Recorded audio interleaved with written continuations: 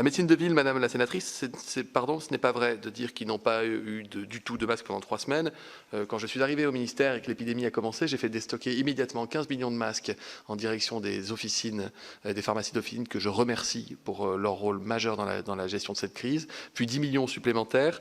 Nous sommes ensuite montés à 30 millions de déstockage hebdomadaire et ensuite à 100 millions, incluant cette fois-ci évidemment les hôpitaux, vu la quantité. Je ne dis pas que tout le monde a eu assez de masques, madame la sénatrice. J'ai d'ailleurs suffisamment dit que beaucoup de médecins avaient manqué de masques. Et j'ai même salué les dentistes en introduction tout à l'heure sur le fait qu'ils avaient dû fermer très nombreux leur cabinet. Mais dire qu'on n'en a pas donné aux libéraux n'est pas exact. Pas assez, mais autant qu'on pouvait en donner. Et ensuite, le recours à la médecine de ville a été extrêmement faible. Beaucoup plus faible d'ailleurs que ce qui était attendu. On n'était pas du tout dans une situation grippale où les gens ont très peu consulté, y compris d'ailleurs pour des pathologies hors Covid.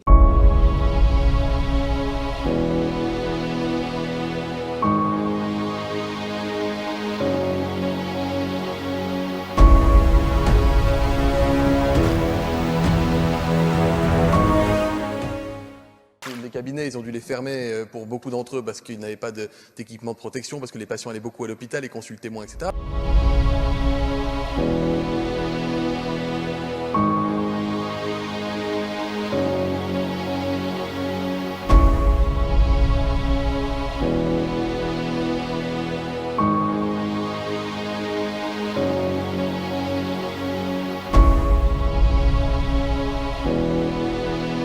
Est-ce qu'il pensait, comme d'autres médecins généralistes, qu'il avait été en quelque sorte abandonné, ne disposant pas de... Ah oui, il était en colère, il était très en colère parce qu'il n'y avait pas de masque.